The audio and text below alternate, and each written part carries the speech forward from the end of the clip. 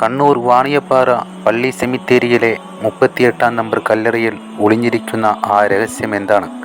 കഴിഞ്ഞ ഏതാനും ദിവസങ്ങളായി കേരളക്കരയെ മുഴുവൻ ഞെട്ടിച്ച ഒരു വാർത്തയാണിത്.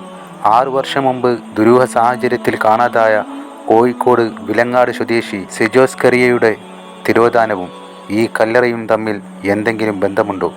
സ്വന്തം വീട്ടിൽ നിന്ന് പിണങ്ങി ഭാര്യ വീട്ടിലേക്ക് പോയ സിജോയെ ഇല്ലാതാക്കി കുഴിച്ചു മൂടിയതാണോ എന്ന ഞെട്ടിക്കുന്ന സംശയമാണ് ഇപ്പോൾ ഉയർന്നിരിക്കുന്നത്. 2014 നവംബറിലാണ് സിജോ വിവാഹിതനായി വാണിയപ്പാറയിലെത്തുന്നത്. സ്വന്തം വീട്ടുകാരുമായി പിണങ്ങി കഴിഞ്ഞിരുന്നതിനാൽ വർഷങ്ങളോളം സിജോയെക്കുറിച്ച് വീട്ടുകാർക്ക് വിവരമൊന്നുമില്ലായിരുന്നു.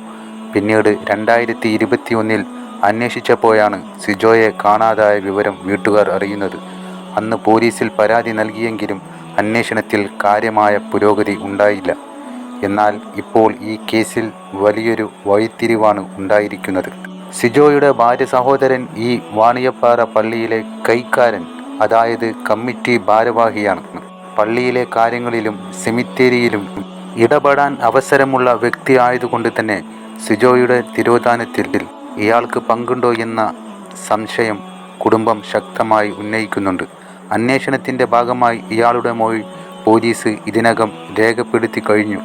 എങ്ങനെയാണ് ഈ കല്ലറയിലേക്ക് എല്ലാവരുടെയും ശ്രദ്ധ എത്തിയത് എന്ന് നോക്കാം. കഴിഞ്ഞ ജൂൺ 13 ഈ 38-ാം നമ്പർ കല്ലറ മറ്റൊരു സംസ്കാര ചടങ്ങിനായി തുറന്നപ്പോഴാണ് ആ അസാധാരണ കാഴ്ച കണ്ട സർവരും നടുങ്ങിയത്.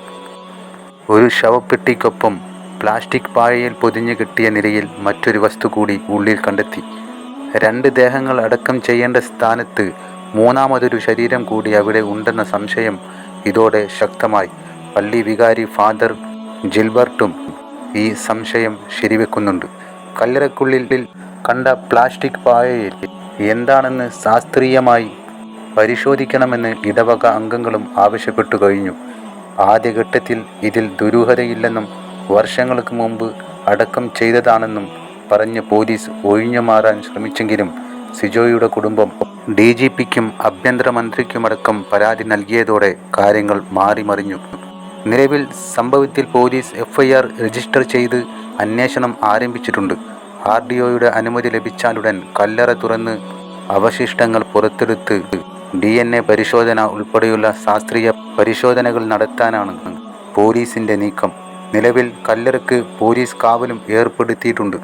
ഇത് ഒരു സ്വാഭാവിക മരണമാണോ അതോ ക്രൂരമായ ഒരു കൊലപാതകത്തിൻ്റെ തെളിവുകൾ നശിപ്പിക്കാൻ ചെയ്തതാണോ എന്ന് വരും ദിവസങ്ങളിൽ നമുക്കറിയാം.